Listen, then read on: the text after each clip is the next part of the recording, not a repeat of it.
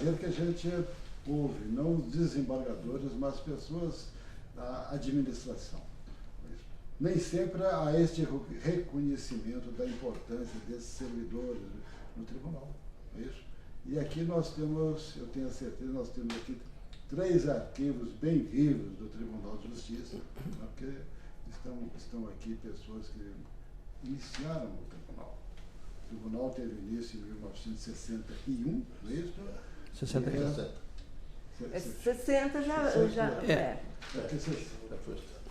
60, mas a instalação mesmo foi 60. 60. O desembargador Aulas tomou posse como presidente do tribunal, por ele ser o mais antigo, no gabinete do ministro da Justiça. Não, você não declarava que foi 61 que você falou. Não, 61 fomos nós, funcionários.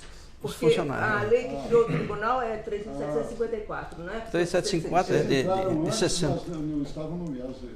Não, eu já vi nomeado. Porque primeiro veio a lei de organização judiciária, criaram 7 desembargadores, 7 juízes de direito e parece que 2 ou 3 substitutos, né? Aí o desembargador Aula, por ter sido o mais antigo que veio do Rio, ele tomou posse como presidente. Natália, o que eu acho importante também é que eu gostaria que vocês abordassem não somente o histórico de desembargadores, não é isso? Mas coloca alguma coisa também da administração do tribunal, porque nós não podemos considerar o tribunal apenas aqueles que foram os dirigentes. Aqueles que foram desembargadores. Mas vocês tiveram um papel muito importante aqui no tribunal. E por isso mesmo é que vocês estão sendo ouvidos aqui, né, nesse projeto da memória do tribunal. Então eu gostaria que vocês não ficassem presos tão somente à questão da vida do tribunal, abordando aspectos daqueles que foram os dirigentes do tribunal, mas também daqueles que emprestaram a sua colaboração ao tribunal. E aqui nós temos 3 pessoas importantes nesse aspecto de colaboradores, porque vocês estão aqui desde a época do tribunal. Então, esta já é uma continuação de uma conversa anterior, não é isso? Então, Natália, eu gostaria que você iniciasse, trazer esse depoimento para nós, né, da sua experiência, né, do que você esteve presente e que gostaria que fosse registrado nos anais da história do Tribunal de Justiça. O desembargador Aulo, como primeiro presidente, ele era muito competente, muito rígido. Nós tínhamos um colega, o Fernando Augusto Carvalho Pereira de Amorim, que a gente chegava, ficava em fila para assinar o ponto. Se você chegou 11h50, alguém na fila não assinou, na hora que você vai assinar é 11h51, 12h01, 12h02. Então, mas o desembargador Aulo era muito exigente, mas também reconhecia o valor do funcionário. Ele sempre foi de reconhecer. Inclusive o Fernando foi um excelente funcionário que passou por aqui, eu não sei se o senhor conheceu. Infelizmente depois ele se perdeu no tempo aí, mas ele foi um excelente colaborador com o desembargador Aulo. O desembargador Aulo, ele sair do gabinete dele e inspecionar as sessões. Ele fazia isso. Chegava, dava aquele grito dele, todo mundo de pé para ver o que ele queria. Você se lembra disso, gente? O desembargador Aulo era assim, muito exigente. Mas o que eu tenho para falar é que é um excelente administrador, que ele trouxe o doutor Raul também, que foi excelente diretor-geral, porque antes o doutor Geraldo Ribas ocupou, não sei como foi que ele ocupou, que ele se diz primeiro diretor, se dizia, né, porque acho que ele já faleceu. Primeiro diretor, ele não teve portaria para ser diretor. Nem existiu o cargo. Não existiu o cargo. O desembargador Aulo, acho que é isso que eu tenho para dizer. Foi uma administração muito boa. Depois ele voltou. Numa segunda vez, não voltou? Voltou. Ele voltou a ser presidente. Ele era muito exigente, né? Ele era muito exigente. Não, para todo mundo. Naquela época era apenas 7 desembargadores. 7 desembargadores. Era o desembargador Auler, o desembargador Cândido, João Henrique Brown, Márcio Ribeiro. Aí já aqui o doutor Souza Neto e o Raimundo Macedo já foram nomeados. Eles vieram como juiz do Rio. E o desembargador Colombo de Souza, que foi o primeiro que... Pelo quinto, que a lei já especificou, porque segundo foi dito que o Juscelino queria nomeá-lo. Então, a lei diz que assim, o quinto seria formado por advogado e membro do Ministério Público, começando pelo primeiro. Foi isso que foi dito. Também, você teve o conhecimento aí também do Souza Neto, né? O desembargador Souza Neto foi outro excelente administrador, excelente. Mas com ele eu já não tive assim tanto contato. Eu trabalhava no pessoal, eu não tinha tanto contato. Porque quem tinha contato com ele era o seu Bira ou o seu Nilton Valentim, né? A gente já não teve muito contato, mas um excelente... O Souza Neto ficou assim, marcadamente, né? O caso daquela... Foi daquela do Rio de Janeiro. Eu tenho um caso interessante que aconteceu aí. Aí da Cury, ficou eu marcado. tenho um caso interessante que aconteceu aí. Eu chegava de Belo Horizonte, que eu tinha sido operada, então quando eu vi tinha reportagem da Manchete, era o Jader, né? O Cruzeiro. Não, Era Manchete. Não era o Cruzeiro na época? Era o Cruzeiro, era da Vinácia. Era. Da Vinácia que fez toda a campanha contra ele. Pois é, mas aquele que quando fez... ele pronunciou o filho daquela Vinagre lá, Cacilda Vinagre. Aí... Carlos Murilo, Carlos, não conheci o nome, garoto. Aí ele...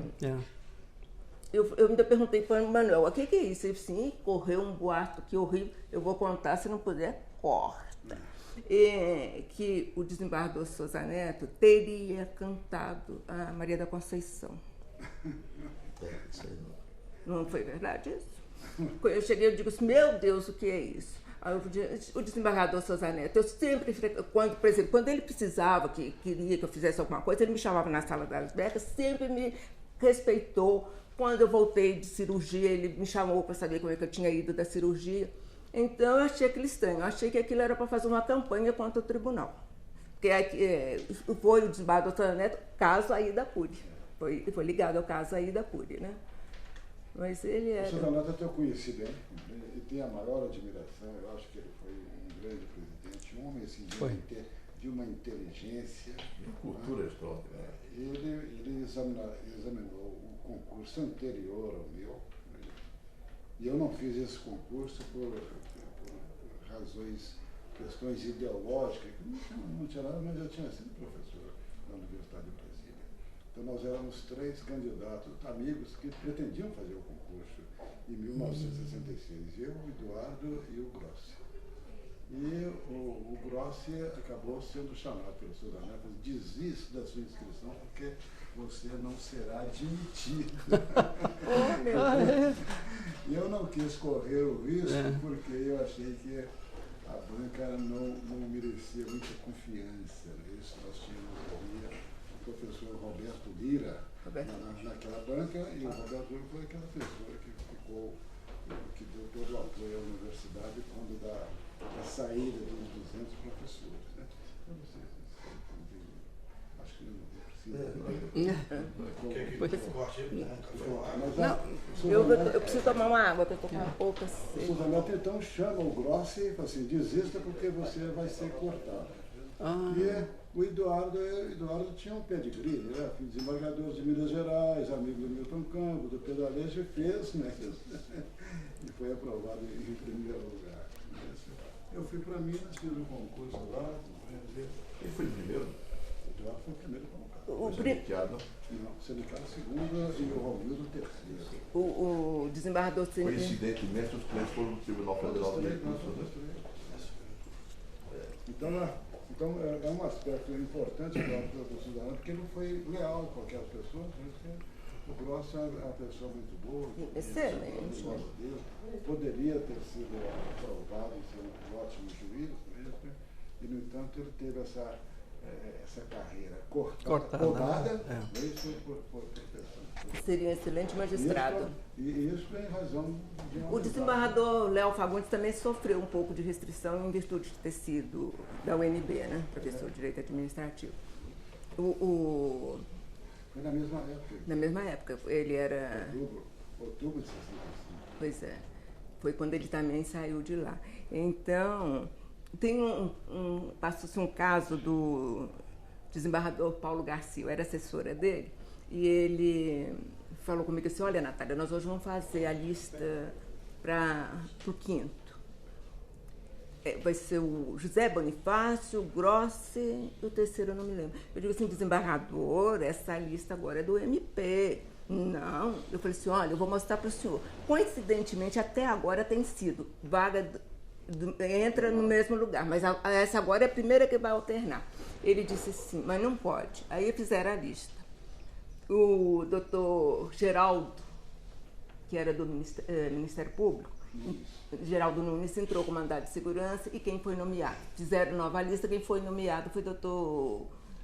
Guilherme? Não, o marido da Martinha. O Doutor Ulloa, foi nomeado. Aí eu falei assim, eu não disse pro senhor, ele disse assim, tá bem, o Supremo está errado. Doutor Paulo foi uma pessoa maravilhosa, né? Tá bem, o Supremo está errado. Mas você estava falando a respeito do desembargador Souza Neto. Souza Neto, pois é, já interrompi. Mas o que eu sei, que eu lembro do desembargador Souza Neto, só isso. É isso que eu achei desagradabilíssimo, que eu acho que ele seria incapaz, que ele era uma pessoa maravilhosa. Ele era muito amigo dos funcionários também. Esse fato não vai Não, isso aí não pode constar, não. Eu sei que não pode. Eu estou falando aqui porque eu sei que depois pode cortar. Mas você não é Você vai ter que aprovar, né? Não, isso aqui é que eu estou contando. Você não é a primeira pessoa que relata esse fato. Ô, gente, eu achava aquilo um absurdo. Né? Diz que o Jerônimo pulava, falava assim, eu mato. Natália, gostaria de acrescentar mais algum aspecto aí? Não, doutor Rios, acho que é só isso mesmo. Então podemos ouvir o Vânia, né? Pois é, eu complementando então as palavras da doutora Natália, quanto ao desembargador Hugo Auler, ele foi um excelente, para mim, foi um excelente presidente do tribunal. Ele, de fato, ele era um homem assim, ele controlava, como se diz, aquele tribunal de uma forma, né? Aquelas visitas que ele fazia. De mão de ferro, né, mesmo? Ele era. Semanalmente, ele fazia uma visita a todas as sessões. Exatamente. Mas sabe, o tribunal era uma amizade, era uma família com ele, o tribunal pequeno. Todos se conheciam, era uma verdadeira família. Era uma verdadeira família, por isso que eu sempre, ele com aquele jeitão dele, que ele era, né, assim, às vezes áspero, né, mas era uma pessoa que tinha um coração muito bom. Excelente, eu gostei, eu sempre fui fã, como você diz, do desembargador. Mas o primeiro contato que eu tive com o desembargador Hugo, ele estava no elevador para apanhar o subir, né? E ele chegou assim, quem que é você? Ele era assim. Ele tinha uma preocupação muito grande de fiscalizar para não deixar o funcionário subir no elevador privativo. Eu sou juiz de direito aqui, Não, ele era assim mesmo, ele tinha essa rigidez. Mas foi excelente. Eu trabalhei muito com ele também aqui no tribunal, ele era o presidente da turma, da segunda turma. Alguém quer café? Não, da segunda turma, da segunda turma, né? Porque era civil, julgava civil e criminal. Mas ele foi um grande presidente, eu trabalhei muito com ele, e era uma pessoa assim, sabe, fácil da gente, sabe, de conversar, eu acho que foi um excelente... A contribuição dele foi no aspecto cultural, né? Ele deixou um acervo, deixou. Muito importante. Deixou. Ele era crítico, né? Ele era crítico de arte, De arte. Ele era muito culto também, o desembargador. Muito culto. Bom, mas, complementando você dizendo que era uma família, eram 8 ou 9 famílias aqui no começo. E ele então, quando se falava que ele era rigoroso, tinha que ser, eram todos inexperientes praticamente do serviço público. Né? Eram parentes que vieram para cá e não tinha experiência nenhuma. E ele trouxe o doutor Raul, que é um homem também, Era Muita também. experiência. entendeu? Que estava na mesma cartilha dele. Né? Raul Matos era muito rigoroso, muito exigido. Eduardo Aula, com Giovanni, ele não era inflexível em determinadas coisas. O servidor era bom. E agora, ele exigia um certo respeito, uma disciplina. Ele aplicou uma disciplina no tribunal, entendeu? O respeito que existia ao magistrado. Quando o magistrado entrava na sala, entendeu? Qualquer das salas da unidade, qualquer unidade, né? O servidor tinha de levantar. Se estava no corredor, se ele vinha no corredor, tinha de parar. Entendeu? Tudo isso ele dizia que era da formação prussiana dele, entendeu? Mas isso aí valeu muito. Entendeu? Valeu muito. Era paletó e gravata. Nós éramos de paletó e gravata. Mulher, quer dizer, essa disciplina que ele teve ali foi muito importante. Né? E em se tratando já de parentes de desembargadores, ele tinha de ser, entendeu, certo rigor, porque senão a coisa, né, podia. Eu sou filho, sou sobrinho. Já apenas uma observação. Eu tinha falado com os três anos você chegaram, de que eles poderiam também dar assim, uma mensagem para o futuro também. Nós estamos preocupados não somente com o passado, mas com o futuro. Isso. E eu me lembro, vocês prestam referência ao comportamento do desembargador Hugo Alves. Eu gostaria, eu não peguei o Hugo Alves, mas eu peguei o Sousa Neto. E o Sousa Neto era um homem que, juiz de direito para falar com ele, não tinha hora e o gabinete dele estava sempre aberto. Aqueles que trabalhavam com ele sabem perfeitamente. Então, um juiz aqui, o juiz adentrava no gabinete dele e falava com ele a qualquer hora, independentemente de quem estivesse lá conversando com ele. Eu acho que isso é um exemplo muito importante. Torres, no nosso tempo era assim, né, doutor Jéssica? Nós tínhamos a entrada, por exemplo, ali na presidência, tinha entrada onde os desembargadores entravam. O presidente podia estar com quem estivesse, com o presidente da República. O desembargador entrava por ali, não era, doutor Jéssica? Aquela porta onde ficava o sujeito. Mas sempre foi assim. Eu tenho para ver que é um bom exemplo, seria um exemplo a ser seguido. Sem dúvida. Eu acho que é questão importante essa do relacionamento com as pessoas. Eu acho que tanto o desembargador Aula quanto o desembargador Sousa Neto, a participação deles no tribunal foi fundamental. O desembargador Aula foi quem, além desse acervo cultural que ele deixou, né, das pinacotecas que ele fez, também da biblioteca. A primeira biblioteca instalada no tribunal foi ele que, entendeu, montou. Entendeu? Quer dizer, o tribunal já começou a funcionar tendo uma biblioteca. E isso era muito importante. E o desembargador Sousa Neto foi o homem que realmente construiu o prédio. Né? Foi ele que, a partir de 1965, o Peluz, Pedro Espunha, que é o ex-padre, né? Ele começou a fazer apelos através da coluna que ele tinha, o Correio Brasiliense, né, quando ele dizia que uma cidade sem fórum não tem fóruns de cidade. Né, a campanha que ele fazia para a construção do prédio aqui. E fez apelos ao Príncipe Cantelheiro, porque o tribunal não tinha, inclusive, fixado o local onde seria a sede do tribunal.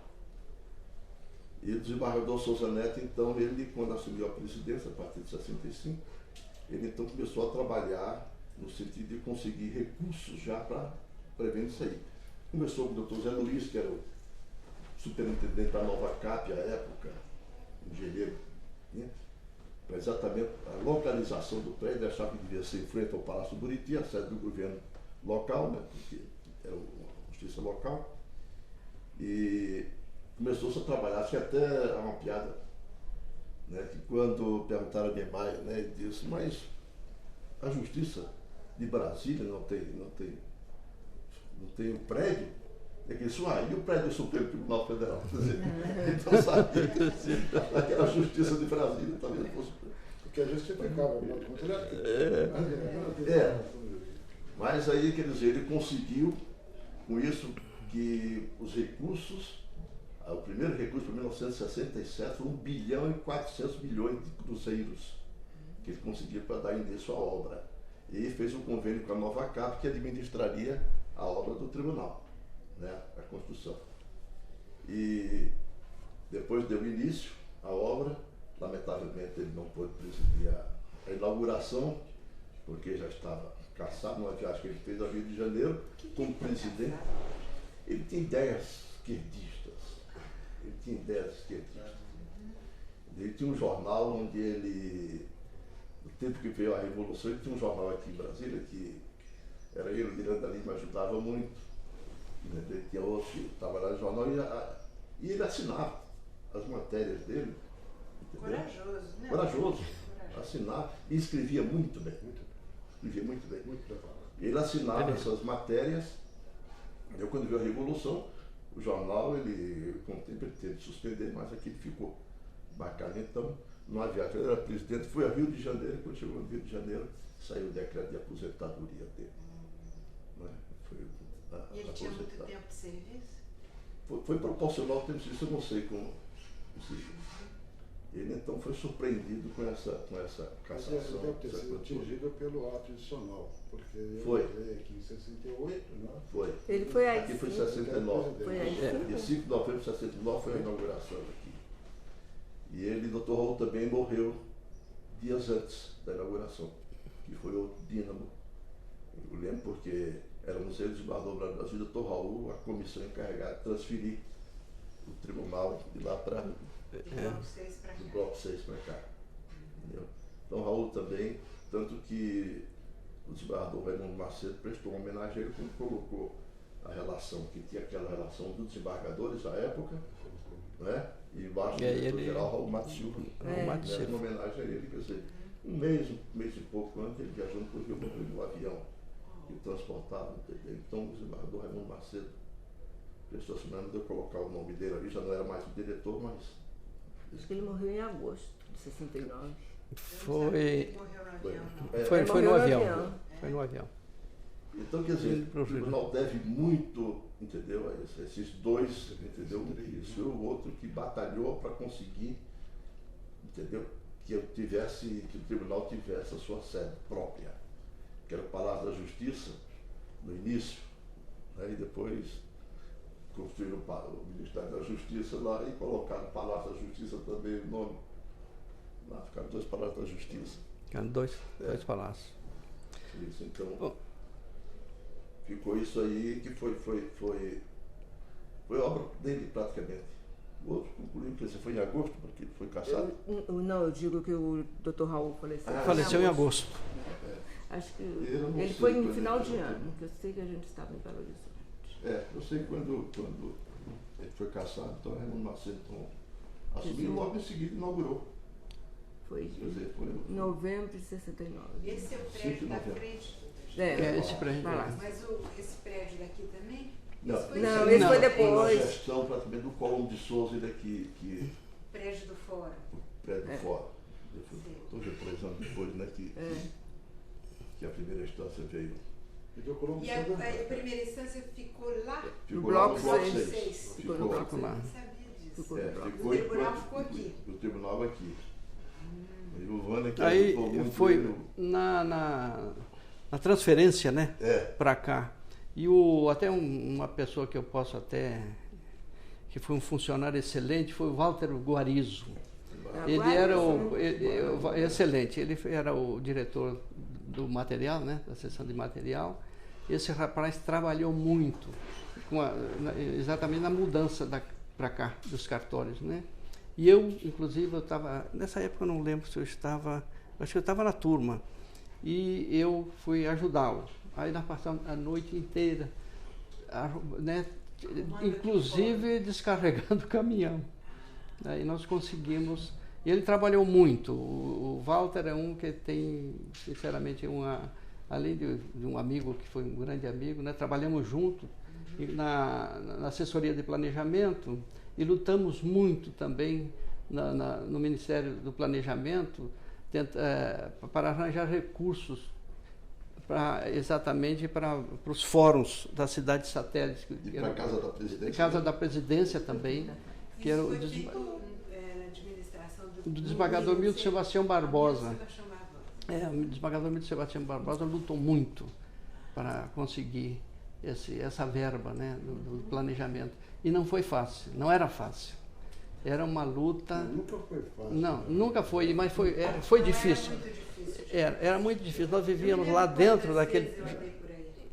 Nós vivíamos lá, Né, doutor Jéssica? né, dentro, lá no Ministério do Planejamento, tentando e lutando de todo jeito para conseguir essa verba. Mas até que enfim, né? Quer dizer, deu resultado, deu resultado. Aí, Praticamente, Natália, cada folha era uma guerra lá, não era? era. Saiu dinheiro, não saiu. Saiu, Era uma Cada guerra. folha era uma guerra, não era? Era. A gente vivia de mês em mês, eu lembro disso. Era uma. Assim, já chegou o dinheiro, não era? A folha está pronta, cadê o dinheiro? Não tem dinheiro ainda.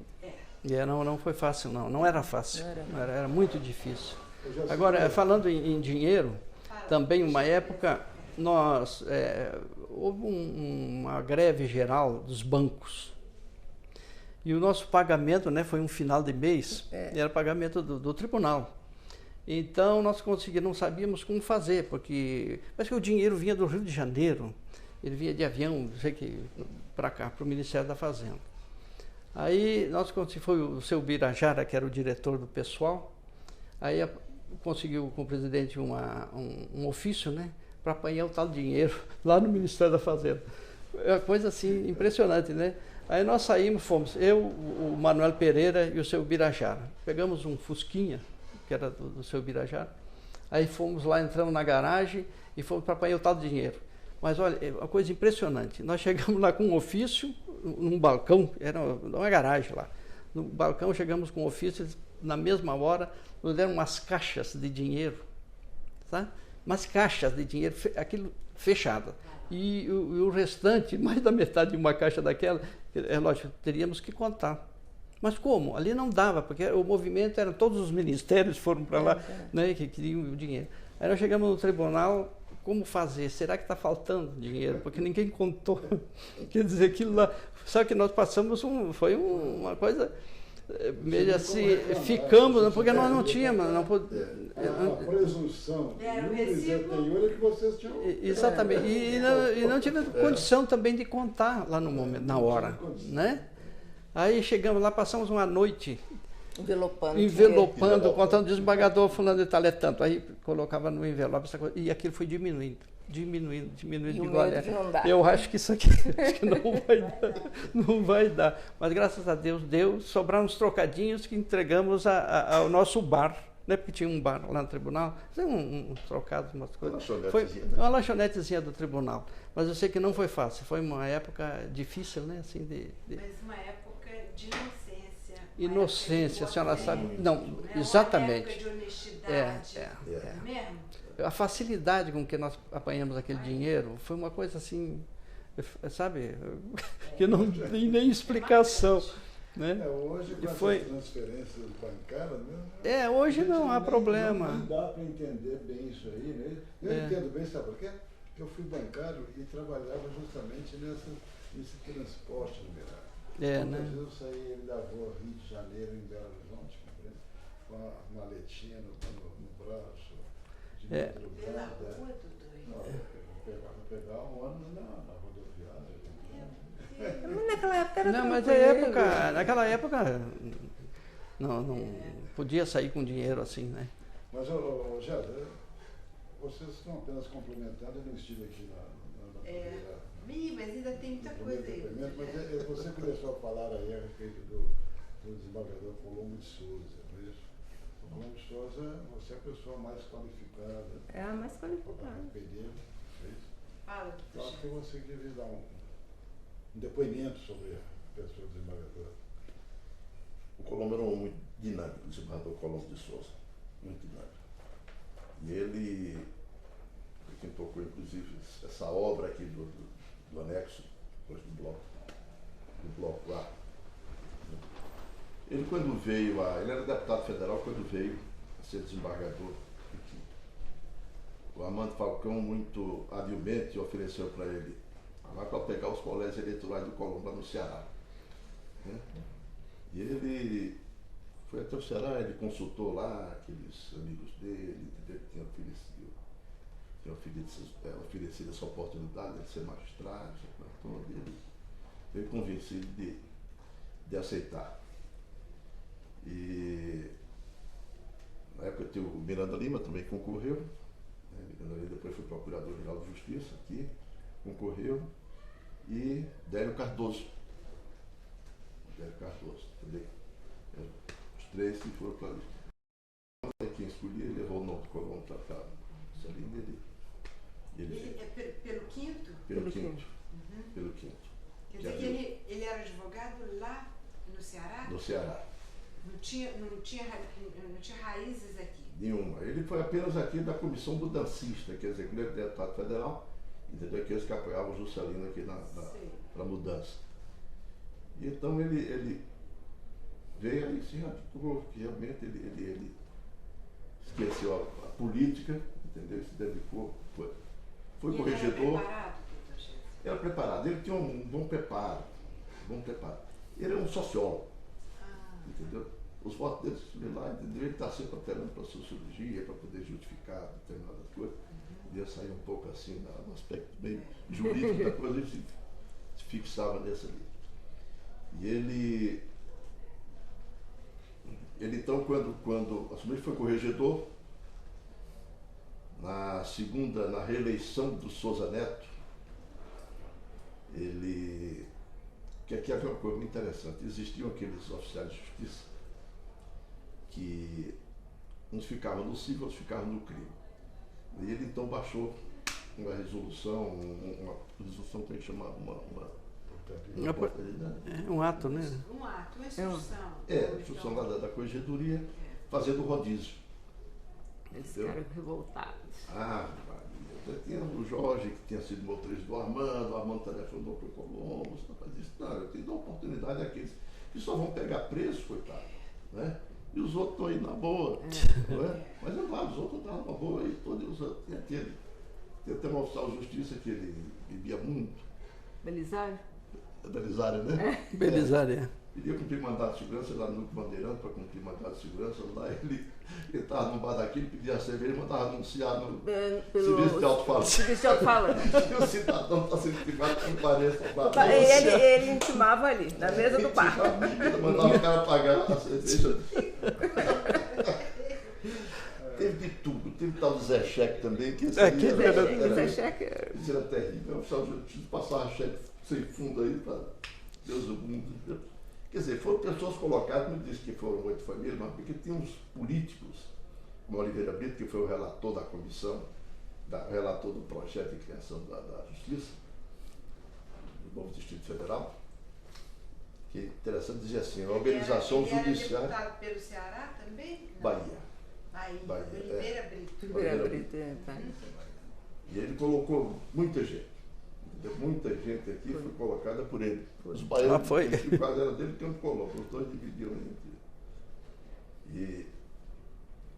E então ele fez esse rebuliço todo com os oficiais de justiça, e depois, quando foram criados os cartórios, novos cartórios, tinha um cartório de protesto. Extrajudiciais. Extrajudiciais. E ele entendeu que só aquele podia protestar. Ele foi criado exclusivamente para isso. Então ele baixou também o movimento, dando para quê? E o Pedro Henrique Teixeira, porque foi uma coisa muito interessante do cartório de protesto, como todos protestavam, e foi feito o concurso para o cartório os cartórios, e o de protesto ninguém queria. O desembargador Jobim não quis, foi o primeiro colocado. Tinha o Géser, esse aí também teve um da Câmara, né? O colocado foi o Medeiros, de Jeta. De Jeta já foi outro. De Jeta já é outro concurso. É outro. Não foi no mesmo, mas ele. O de Jeta foi o primeiro, o Rubem Cham. Eu sou, apesar de ser mais novo que vocês, a cabeça é boa. Você veja o seguinte: esse concurso. O Pedro Henrique Teixeira, quando ele pegou o cartório de protesto, é porque o Jobim não aceitou. Tinha um rapaz o da Câmara. Da Câmara também não aceitou, porque era protesto. E o Pedro Henrique era servidor do Tribunal de Justiça e pegou. Quer dizer, o que faltava ser preenchido de protesto. A Léa escolheu, porque a Léa escolheu a segundo ofício de imóveis, o de Jeta escolheu. Registro de notas. Não, o cartão de notas, tabelionato. Entendeu? Aquele lá de Taguatinga. Todos eles, o Chama escolheu o doutor Bandeirante. Todos esses estão. E estava de protesto que ninguém queria. O Pedro Henrique Teixeira Sobrou para ele. Quando o Colombo de Souza baixou o provimento, então, aí os outros entraram na justiça, perderam, foi até o Supremo Tribunal Federal, o Supremo então reconheceu que só que ele poderia efetivamente protestar. E acho que o Supremo errou, né? Hein? Vamos voltando aqui ao Paulo. Doutor Paulo Garcia, tá vendo o Supremo errou. Errou. Porque todos faziam protesto. Todos faziam. Mas Todos ele era um homem que às vezes eu presenciei uma vez numa sessão, eu era secretário da turma e ele teve um desentendimento muito sério com o desembargador Darcy Ribeiro. E o Darcy Ribeiro disse, eu quero que consigne em ata, entendeu? Vamos lá com relação ao Colombo. Ele disse, não vai consignar. Ele disse, não, mas eu faço questão de consigne em ata. Eu era o secretário, eu digo, o desembargador Macedo, mas eu consigo ou não consigo? Ih, rapaz, criou-se uma situação, um problema, entendeu? Eu digo, aí o desembargador Macedo disse, você consigna em ata, mas não leia a ata. Se o outro pedir para ler a ata, entendeu? Aí ele disse, nós estamos numa situação aí, que não sabemos. Do dia da sessão, o desembargador Darcy Ribeiro chega na turma, vira para mim e diz, Jéssica, não precisa conseguir lá em ata, você besteira do Colombo de Souza, deixa para lá. Que foi um alívio. Aí foi o desembargador Marcelo, era presidente da turma, eu digo, olha, o desembargador Darcy Ribeiro acabou de entrar para lá. Está resolvido, não existe o problema. Mas aí teve o problema de ele, o Colombo de Souza, então, era corregedor. Souza Neto pleiteou a reeleição a presidente, foi eleito, o Colombo de Souza pleiteou a corregedoria e não foi.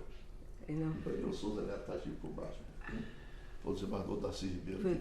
Foi o desembargador Darcy. Não era então por antiguidade sempre não, né, doutor Jéssica? Era mais ou menos. Mais ou menos, mas não era totalmente não. Entendeu? Tanto que o desembargador Braulio nunca foi presidente aqui. Mas Braulio não aceitava. Ele era presidente eleitoral. Ele foi do eleitoral, foi presidente. Mas aí ele não foi a presidente, ele esperava ele dele por antiguidade para ele ser presidente do tribunal. E aqui teve uma série de desentendimentos aqui, com as divisões que existiam na corte. Eu e ele, com isso, nessa época, inclusive, ele se desentendeu com o desembargador Cândido Colombo Cerqueira, e eu era chefe de gabinete do desembargador Cândido Colombo, e Colombo Souza era meu compadre, foi quem me trouxe para o tribunal aqui, no estado do Rio de Janeiro, viemos eu e Gerônimo aqui. E eu tive de aos dois para dizer, olha, não tem nada a ver com essa briga, a briga é alta lá. Não, absolutamente, você fica aí, desembargador Cândido, você continua merecendo toda a confiança. Colombo Souza, não, mantenha-se afastado disso aí, não me diz respeito, mas eu tive uma experiência no tempo do Souza Neto, e dizer, quando houve um desentendimento aí com o desembargador Raimundo Macedo, essa corretora que envolveu inclusive Jerônimo, né? E com isso houve uma divisão. Né? E o Colombo praticamente assim, exigia que você não tem, corte o relacionamento com o pessoal do Souza Neto. Ele tinha essa coisa assim. E eu tinha um bom relacionamento com o desembargador Souza Neto, inclusive foi ele que me deu o apartamento, entendeu? Lá na cota dele, ele me deu lá na Zamorte. Bloco 54. Era o 54, o famoso 54. E então, eu digo, não, eu não vou ter com esse pessoal não, o pessoal por causa da briga entre eles, eu não vou absolutamente me envolver nisso aí. Mas isso tudo é como o próprio Colombo dizia, ele diz, colegiado pequeno tem essas coisas. Né? Ele veio da colegiado grande, da Câmara. Colegiado, tudo colegiado. Mas a Câmara, ele na Câmara, eles procuram Dilui, ajudar, né? dilui. Quando é pequeno, Mas o fica pequeno. muito caro, né? Muito... Então isso é próprio do colegiado pequeno, tem essas coisas mesmo. E ele foi caçado por quê? Houve um problema aí na administração dele, Sim. entendeu? Que o próprio desembargador Cerqueira, Cândido Colombo, entendeu? Mandou apurar e o denunciou perante e a Polícia Federal então ele ficou acompanhando esse processo e no governo do Médici o Colombo então foi caçado. Mas veio a vingança, entendeu? Quando chegou no governo do Geisel, entendeu? Aí então Caçaram Caçaram os dois. Todos dois com coisas Acabaram casados. tolas, entendeu? Então ficava ali o pessoal do SNI, o pessoal da Polícia Federal no gabinete ali pedindo documentos, isso, aquilo, outro, entendeu? Lembra do Zé Fernandes? Aquele Zé Fernandes que era do SNI, aquele bancário, como ia lá chegar, só me arranja esse documento aqui, então eu ficava fornecendo coisas, sabendo que o outro ia, coitado. Como foi? E ele continuou morando aqui, doutor Gésio? Os dois continuaram morando aqui? Continuaram. Todos os dois morreram. Depois o desembargador Souza, ele foi para o Piauí, né? Lá Ele ele fundou um colégio. É. Ele fundou um colégio, Ele fundou um colégio e disse que estava muito bem, né? O colégio dele, que ele sempre... E casou novamente também, né? Ele disse que ele... Casou. Não sei quantos filhos, né? Ele escrevia muito bem, publicou 3 livros que eu me lembro dele, um era do Filho de Deus, Os Soares, eram romances, A Palavra e a Nova Cap, foi um terceiro livro dele. E ele entrou para a Academia Brasiliense de Letras, e quando o Jarbas Passarinho foi eleito para a Academia, ele fez uma carta ao ministro Pereira Lira, renunciando. E o Pereira Lira guardou, não disse nada, e Souza Neto me contou, eu tinha a coluna literária no Correio Brasiliense, então eu dei a notícia. E houve o lançamento do livro lá, e o Domingos Carvalho da Silva, secretário da academia, disse: eu não estou sabendo disso aí. Ele me disse que fez a carta aí, publiquei, que fez a carta Pereira Lira. Aí ele foi cobrado do ministro Pereira Lira. Ministro, é verdade que mandou sair. Não, esse menino, ele chamou o meu ministro, foi até meu aluno. Eu não levei em consideração, não, essa carta dele. Porque a imortalidade é irrenunciável. Se é imortal, é irrenunciável. Mas ele tinha essas coisas, ele era de um talento extraordinário. Né? Sofreu muito no Rio de Janeiro, Davi Inácio fez uma campanha no Cruzeiro muito forte. A respeito, conta um pouquinho, doutor Gésio, a respeito daquele crime da Ida Cury. Foi, entendeu? Ele pronunciou o Cássio Murilo. Impronunciou. O Cássio e o Ronaldo ele pronunciou, que eram os dois acusados. Sim. Né? E o Davi Inácio então acusou que ele pronunciou o Cássio Murilo porque era filho da Cacilda Vinagre, que era amante do general Adalto Esmeraldo, que foi o secretário de Segurança Pública do Rio de Janeiro. Então, com isso aí, campanha em cima dele. Aí veio para Brasília. Até quando estourou aquele problema aqui, aí saiu uma fotografia dele de página inteira na revista do Cruzeiro. O tempo... Um negócio assim que o Davi Inácio escreveu. Ele bateu novamente em cima dele. Ele ficou assim muito marcado em razão desse episódio da Ida Cury. Ele veio como desembargador ou como juiz? Ele veio como juiz. Veio como juiz. Uma peculiaridade, ele tinha uma cadeira, só sentava num determinado lugar, porque ele tinha medo de qualquer atentado contra ele. É mesmo? Não sei se você se recorda disso. Lembra desse fato? Lembro. Ele não sentava em qualquer lugar. Tinha que ter um ângulo de visão. Que você não teria visão de fora. Mas eu por mim, foi o desembargador mais talentoso que nós tivemos. Eu acho que não, ele foi. Excelente. Ele e o Auler. Os dois. Pois é, não, mas eu acho que ele ainda foi melhor que o Auler. Toma um café. Ele foi melhor que o Auler. Tinha melhor formação do que o Auler. O desembargador a aula era muito rígido e ele era mais flexível para tratar como funcionário, ele não é. Era aquilo, ele era presidente do Cruzeiro, a porta aberta, né? Se o servidor quisesse falar com ele, seguiam e tal. Paulo também, quando procurava, ele nos chamou lá para ensinar a costurar processo, trabalhava. Eu fui ser secretário de turma e ele me mostrou como é que era costurar processo. Aí depois eu fui... É muito difícil de fazer. Não é? Era. Muito porque difícil. O secretário, ele eu nunca compreendi direito como é que se costura um processo. Sinceramente. tem que ser alfaiate, né? Não Era costurado mesmo com a agulha. Era. Quantos a gente pegou? Mas conta mais. Mas é isso, entendeu? Quer dizer, ele tinha esse talento dele, entendeu? Convivia bem com. E o desembargador Auler era um crítico literário, entendeu? Etc. Pessoal, foi de formação completamente diferente, né? Porque enquanto o Souza Neto era um homem de formação de esquerda, né? Esse o Auler já era um direitista. Né? Ele não era bem direitista, não. Ele se dizia socialista.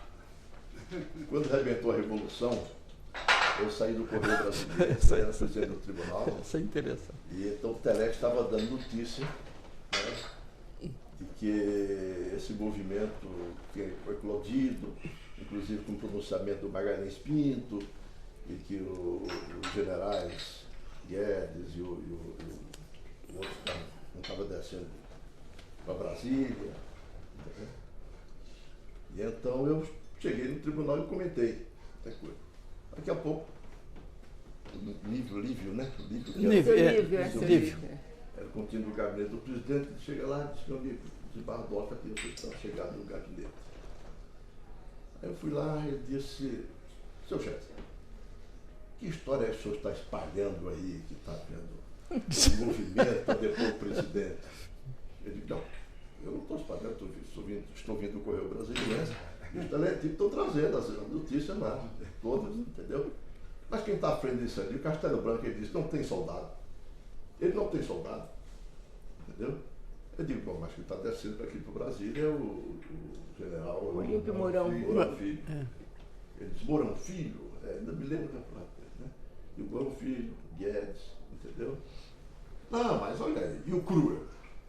Eu digo, não, o Cruel não nos pronunciou isso. Não, o Cruel é amigo do Jango. Inclusive, o Jango foi ministro do Trabalho e saiu por causa do manifesto dos coronéis contra ele. O Cruel havia subscrito esse documento e eu disse para o Jango, né? Jango, ele era muito vaidoso, Jango, são águas passadas, entendeu? Coloque o Cruel como seu chefe da Casa Militar. Mas aconteceu isso, não, coloque, entendeu? Então ele colocou, entendeu? Colocou o homem, nomeou o chefe da Casa Militar dele e o Cruel não vai absolutamente ser contra o. Bom, nós vamos esperar. Agora, Castelo não tem. Aí virou para mim e disse, agora eu sou filho em contato com o Correio Brasileiro, qualquer coisa eu me conte aqui as coisas. Aí eu dei as informações aí, ele chamou os funcionários lá no Salão Mor, olha, vocês vão para casa, não comentem nada. Não comenta absolutamente nada, porque está vendo o movimento aí, realmente, Deus sabe quando nós fomos liberados, fomos para casa.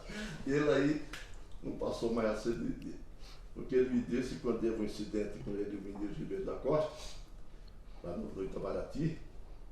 Que incidente é esse? Ele acho que não precisa de grau, mas você não, depois então tá bem. Não, ele disse assim, ele estava com o irmão dele, Henrique Auler, que era um almirante, na recepção do chá do Irã, lá no Itamaraty.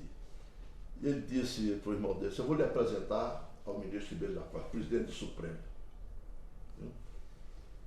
E disse, eu fui quando eu cheguei, e ele mesmo contando isso, eu cheguei e disse, presidente, meu presidente. Mas o Ribeiro da Costa disse, não aperta a mão de juiz corrupto. Entendeu? Ele disse assim, senhor. Essa foi. Entendeu? Aí ele disse, por quê? Por que ele fez isso comigo? Porque eu fiz a revolução no Tribunal Federal de Recursos. Entendeu? Que ele só faltava a favor do poder militar no Federal de Recursos, que eram convocados. Os desembargadores eram convocados. Entendeu? E disse que ele tirava cópia dos votos dele e mandava para tudo que era coronel, general, essa coisa toda, entendeu? Para pessoas do governo. Então por isso que o Ribeiro da Costa estava brigando na época, né, com o Castelo Branco, por causa do problema de Goiás, né? Então, ele passou por ali, ele contava mesmo. Doutor Jeff, me explica. quem estava brigando por causa do governo de Goiás? Não sei de nada disso. Não, porque o Ribeiro chegou, ele foi concedido um habeas corpus, entendeu? Ao Mauro Borges. Né? O Ribeiro da Costa, então, disse se o governo cassasse o Mauro, entendeu? Que ele entregaria a chave do Supremo, entendeu? Lá no Palácio do Planalto. Então, aguentou-se um bom tempo lá, o Mauro permaneceu muito tempo. Depois é que ele, não sei qual foi cassado. Como ele falou entendeu? também que não permitiria que caçasse ministro do Supremo, né? É. Também. Ele falou, ele disse isso também. É. Aí foi que, me parece, foi que ele falou assim, se vocês caçarem, eu te levo a chave. A chave. É. Assim eu fui caçado, Denis Lima, caçado Evandro Dias, Foi. Mas eu acho que já vi essa... Lúcio Cardoso, Aí já foi com Que mais bom. 5. É. Isso. O Mauro Borges foi bem antes, foi logo que estourou. Foi logo, Isso. Só tinha o ato Já. institucional, que não tinha nem número 1, depois passou a ser número 1, né? É. Primeiro. E já essa turma do Hermes Lima, Evandro, o Gonçalves de Oliveira, né? O ministro Gonçalves de Oliveira não chegou a ser cassado, não. Ele Não, aposentou. chegou não. Ele aposentou. Ele pediu aposentadoria. Aposentou? Aposentou. Então foi o Hermes Lima, o Evandro. Evandro, foram 3. Vitor Nunes Léo. Vitor Vitor Nunes Léo. Aquele livro eu vou te dar, já te trazer. Já era para ter levado lá, esqueci. Doutor Géser, e a lista. Aliás, a não diz lista corrupto, 4? não, ele diz juiz indigno. Indigno. Não aperta a mão de juiz indigno. Se você foi traído pelo Supremo. Por causa das. Ui, né? Eu tava aqui, Doutor Géser, mas esse indigno aí é por causa das divergências deles lá dentro do Tribunal Federal de Recursos. No recurso. Ah, tá certo. Pelo menos é o que o Gilberto Alves dizia, né? Por quê? Porque ele fez isso. Porque eu fiz a revolução lá dentro do Federal. Doutor Géser, e o ministro Márcio Ribeiro? O ministro Márcio Ribeiro, apesar de pouco tempo que ele foi ter um episódio muito interessante, quando em 65 o presidente Castelo Branco encaminhou ao Congresso Nacional o projeto de reajuste dos servidores públicos federais, omitiu o Tribunal de Justiça. E as informações da que o Tribunal de Justiça pertenceu ao GDF. Né? Então, omitiu. Nós, então, elaboramos um projeto nos termos do que ele fez e encaminhamos para o Congresso. Foi aprovado. Como Senado. trabalhamos, É. deputado por deputado, É. senador por senador. E então, acontece que o presidente Castelo Branco Vetou. Trabalho, né? Ele sob a vetou. alegação de que É. qualquer coisa que importasse em despesa, só o executivo poderia ter iniciativa no projeto. Aí nós fomos então lá para dentro do Congresso, né? Eu não sei se a Natália foi com você. Vamos derrubar o veto. As irmãs, O Nós vizinho nós dele, moramos o papai lá. era deputado, a hora que ele votou, ele fez assim para mim. A nós falamos. Conseguimos derrubar. Nós então fomos lá, moramos lá quase 2 anos. Saímos a pé. Lá do Bloco 6, lá no Palácio. Eu ia morrer. Não tinha carro, não. Porque não era muito distante, não. Não, mas ó, viu, doutor? Não, o senhor olhando assim é próximo, né? Mas a Não, pé mas é um estirão. é longe. Mas Porque então nós você conversamos. leva Olha, aqui e na depois praça. sem aumento, andando aquilo todo diariamente assim. Aí nós fomos ao ministro Márcio Ribeiro, no Tribunal de Barroso, disse, olha, o senhor podia mandar uma carta para cada deputado, um ofício para cada deputado, para cada senador. Eu elaborei. A turma trabalhou lá no Foi, na nossa. A mecanografia gente entregou. lá, redigindo as cartas, entendeu? Quer dizer, para cada 300 e tantas correspondências ou mais, nós entregamos lá e foi encaminhado lá para. Né? E então, quando ele tinha que passar para o senador, não, eu já recebi uma carta do. Mas teve uma pessoa que nos ajudou muito, foi o senador Daniel Krieger, ele era o líder do governo no Senado, e ele disse, olha, eu vou ao presidente Castelo Branco, se ele não fechar a questão em torno do veto, os senhores vão ser um aliado do senhor, eu vou trabalhar pelos senhores. E ele foi ao presidente, e o presidente disse, não fecha a questão. Fomos ao Pedaleixo, que era o líder do governo na Câmara. Ele me disse, olha, a minha situação, eu estou com os senhores.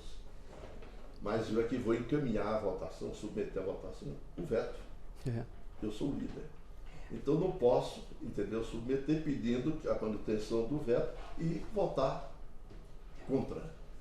Né? Então, não, o senhor tem toda a razão. Não tinha razão coisa nenhuma. Né? Não tinha, mas... Eu, como jurista, eu tinha a obrigação de dizer ao presidente... Não, mas era um político. Mas ele não, ele era... político. Ele era político. Então, quer dizer, nós pensamos... E o Hernani Sátrio, que era deputado pela Paraíba, nós fomos falar com ele e disse, não, eu estou com o meu líder. O que o líder decidiu, eu acompanhei o líder. Realmente foram 2 votos contra que nós tivemos. Agora, outro que foi um gigante que trabalhou a nosso favor, chama-se João Herculino. Esse nós tínhamos de conter. Esse foi. Olha, para não pensar que isso é Herculino foi um... que é algo assim da oposição, não, entendeu? Mas ele saía, ele falava com o deputado, ele estava no gabinete, ele estava no gabinete do outro, ele foi um dinamismo extraordinário. Ele e o Benjamin Fará, do Rio de Janeiro. Os 2 eles foram realmente fantásticos. Não para gravar, mas você vê. Depois que terminou tudo isso, aí nós corremos a bacia lá no tribunal para fazer assim, para comprar um presente e tudo. Tá? Entendeu? A turma dizia, não, é obrigação, tem que dar coisa nenhuma. Eu sei que nós compramos o presente, compramos o presente. Deixa eu falar. Um agradecimento simbólico. Foi um agradecimento. Mas sabe... Luiz Alfredo, que era diretor, era do eleitoral. Era diretor administrativo, ele nos ajudou muito mesmo. Ele ia para lá conosco e ajudava. Até no final nós fizemos um agradecimento lá no gabinete do ministro Márcio, lá da presidência do Márcio. Entendeu? E eu levei um presente para o Luiz Alfredo, um livro do Nestor de Holanda, Puxa Saquinho no alcance de todos. Jéssica, mas você não contou. Nós acabamos indo ao Palácio, fomos ao Palácio. Chegamos lá, falamos com o genro do presidente Castelo Branco. Nos recebeu lá, foi muito bom, nos recebeu e disse, né, que o presidente abriria, né? Da votação, Aí a votação foi desesperada. Eu me lembro que o ministro Guido Bondinho era o que contava os votos, né? Era o secretário da mesa, né? Era um gaúcho que morava lá do lado. Mas foi muito um episódio interessante. O ministro Márcio, ele assinou todos os ofícios, quer dizer, se empenhou, quer dizer, muitos que receberam aquilo. Nós chegamos teve até um colega que estava conosco lá, ele cometeu até uma indiscrição quando disse, não, eu recebi até um ofício do presidente. E o colega disse, é aquele ofício. Entendeu? Aí ia toda a perder Ribas, Geraldo. Só podia ser. Aquele. Quer dizer, para entender que é aquele, assim, nós mandamos para todos. Entendeu? O Jesus pessoal ele queria ver, sair para vender as coisas. Tinha um que dizia, eu não vou acompanhar você, mas ele saiu com a Ele saía com a bolsa. Ele tinha umas bombas assim. Ele ia vender as muambas. E a lista quádrupla? A lista quádrupla foi interessante. Isso foi. O tribunal ia preencher eu não estou lembrado de quem era a vaga, era do 5º, da ordem, e encaminhou os 3 nomes. Estava Sebastião Oscar de Castro, estava um que era procurador do GDF, me lembrei desse aí. Não sei se o Abranche entrou nessa. Doutora Abranche, acho que entrou. Foi, né? Tava Abranche, por isso que ele não gostava do Elai. E estava o Abranche na lista, e foi, o ministro Basílio devolveu para incluir o nome do Elai Monteiro, Rodrigo Monteiro.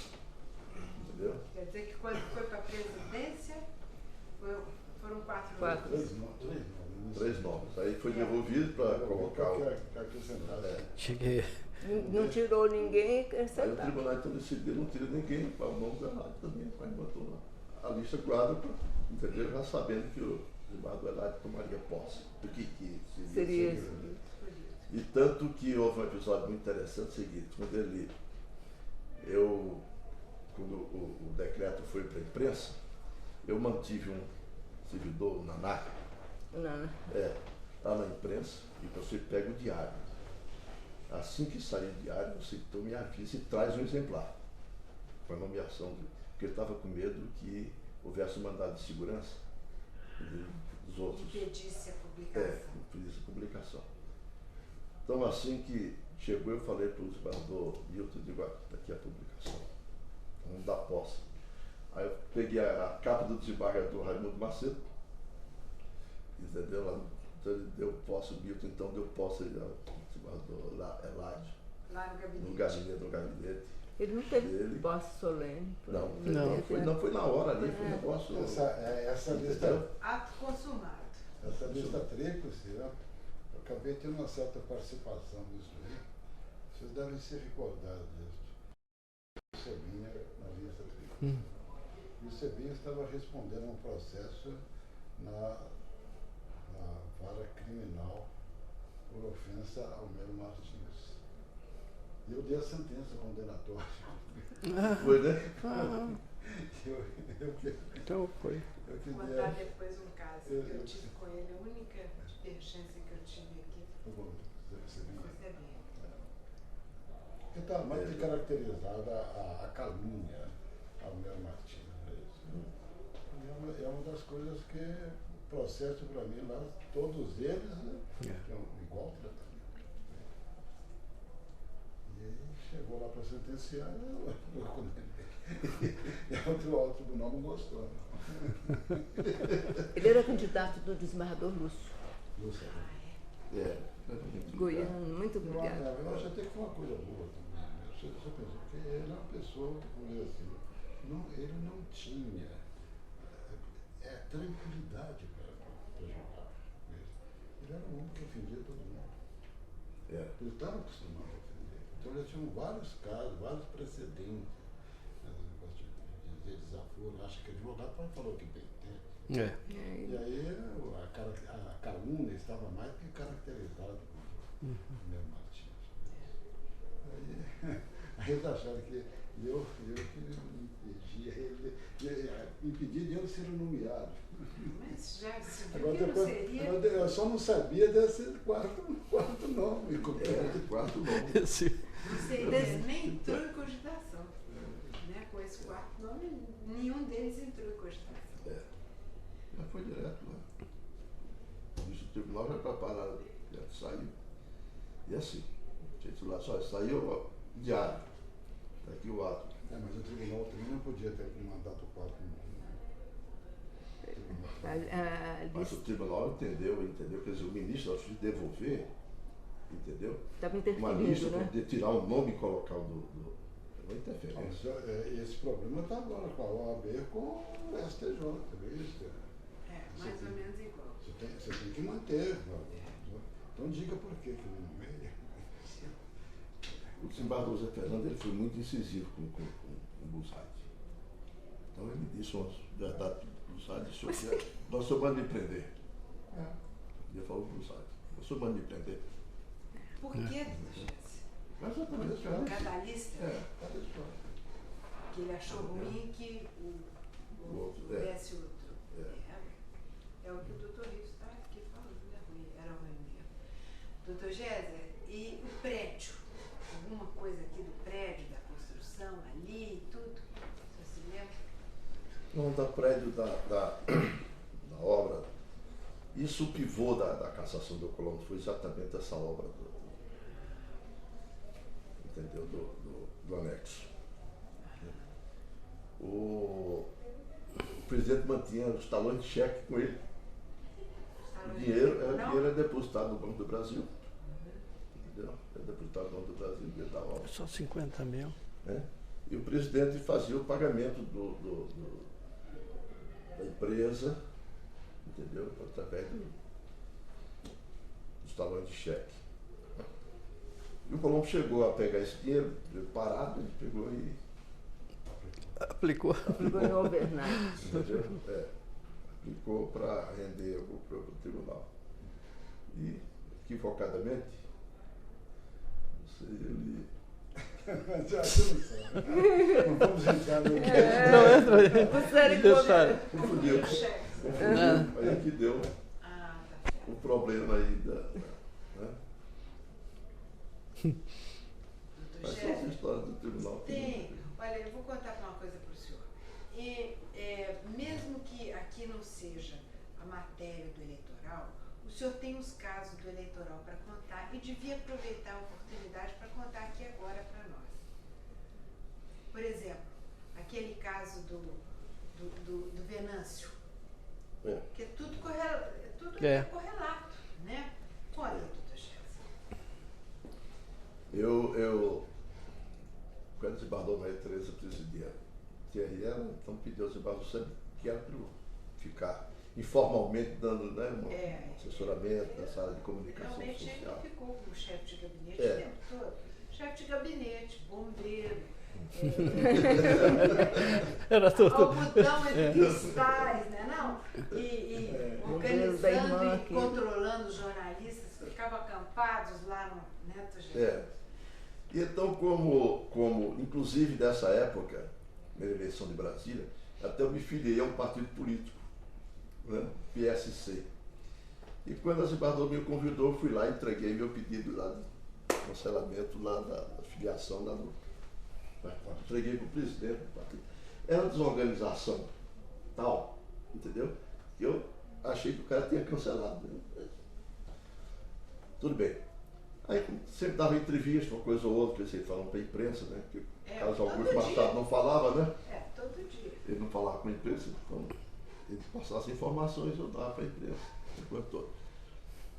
Com isso, tem um amigo nosso que, até meu compadre, ele viu e falou, Venâncio, olha, o Géser, eu já conheci o Venâncio, porque quando meu pai tinha estado aqui, uma vez nós tivemos junto, meu pai tinha sido muito amigo dele lá no Ceará,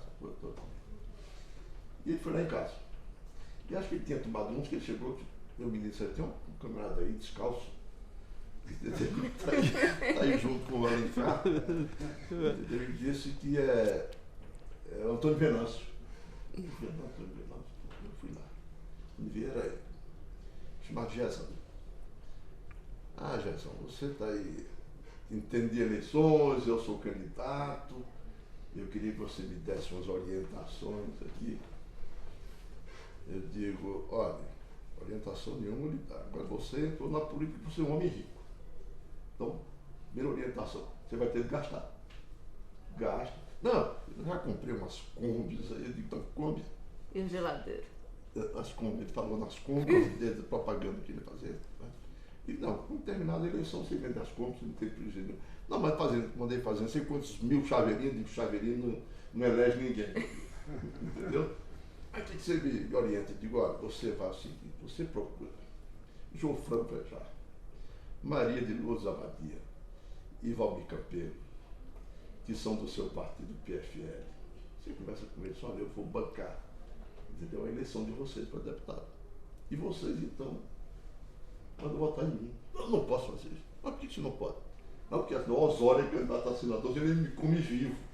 Digo, bom, então você resolve aí o que você vai fazer. A única orientação que eu posso dar é você gastar.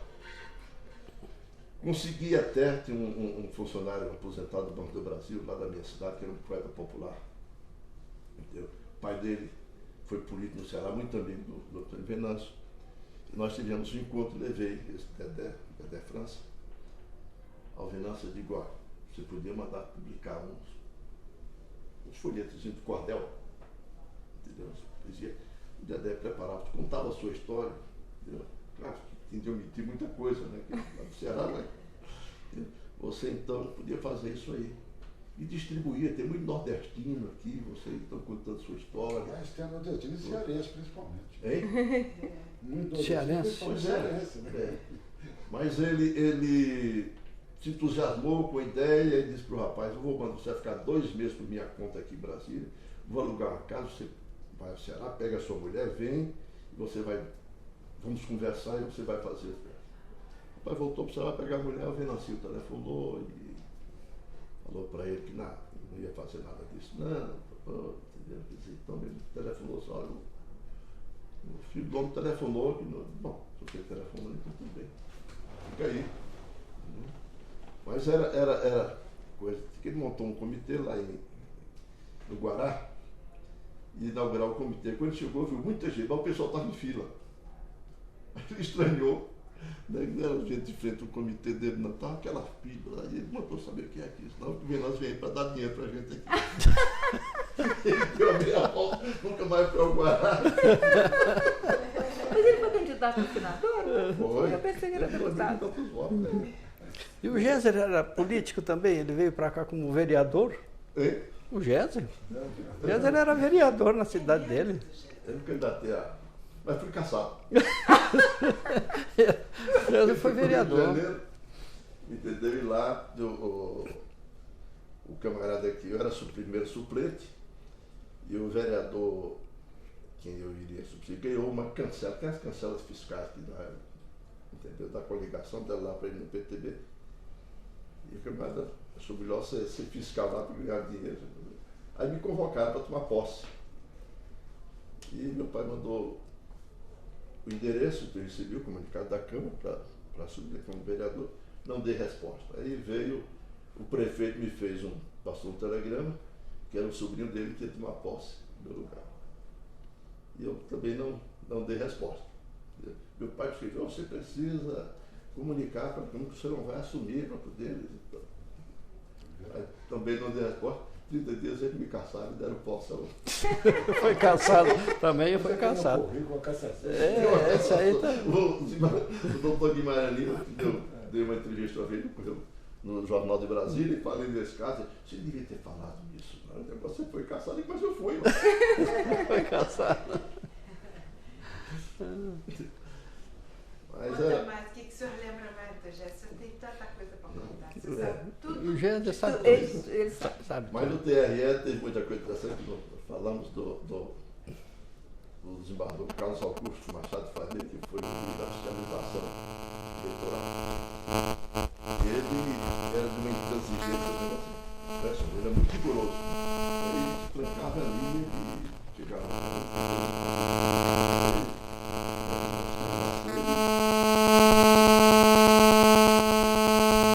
Aqui, ó, vou desligar. E ele então dava trabalho para o doutor Francisco lá, né, para arrancar faixas por aí, tirar Agora sim. cartazes, essa coisa toda. Então, ele achava que era irregular, ele mandava tirar.